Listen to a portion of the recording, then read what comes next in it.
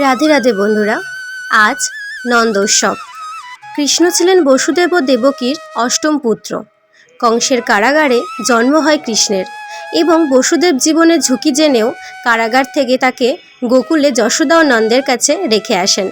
আর যশোদার নন্দন কৃষ্ণের এই দিনটিকে নন্দোৎসব হিসেবে পালন করে। তাই জন্মাষ্টমীর পরের দিন নন্দোৎসব বাড়িতে অনেকেরই পালন হয়। তাই আমাদের বাড়িতেও হয়। কিন্তু আগের ভিডিওতে তোমাদের বলেছিলাম ভীষণ অসুস্থতার জন্য এবছর তেমন একটা কিছু করা হয়ে ওঠেনি। কিন্তু এই যে আয়োজন দেখছো, এইটা কিন্তু জন্মাষ্টমীর দিনের আয়োজন। আর জন্মাষ্টমীর পরের দিন নন্দোৎসব। আর পরের দিন নন্দোৎসবের দিন সকাল সকাল বৃষ্টি। জন্মদিনের দিন না হোক, নন্দোৎসবের দিন যে কোনো একটা দিন কিন্তু বৃষ্টি হবে কৃষ্ণের পুজোতে, তাই না?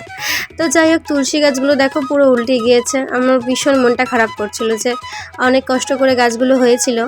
তো যাই হোক, আর আজকে মায়ের গুরুমার বাড়িতে নেমন্তন্ন ছিল। প্রতি বছরের মতো এই বছরও তাদের বাড়িতে আমরা যাব। আর সকাল সকাল গোপালকে সেবা দিয়ে দিয়েছি। আর আজকে আমার দিদি পরমান্ন করেছিল, সেইটা দিয়ে গোপালকে সেবা দিয়েছি। আর তারপরে আমরা সবাই মিলে বেরিয়ে পড়লাম নেমন্তন্ন খেতে যাওয়ার জন্য। ভোগ খাওয়ার মজাই আলাদা, বাড়িতে না হোক, গুরুমার বাড়িতেই হোক, কিন্তু মজাই মজা। তো চলো সেখানেই যাই। আর ওই দেখো, কালাচাঁদ, রাধাকৃষ্ণ, গোপাল সবই তো একই, শুধু নাম মাত্র আলাদা।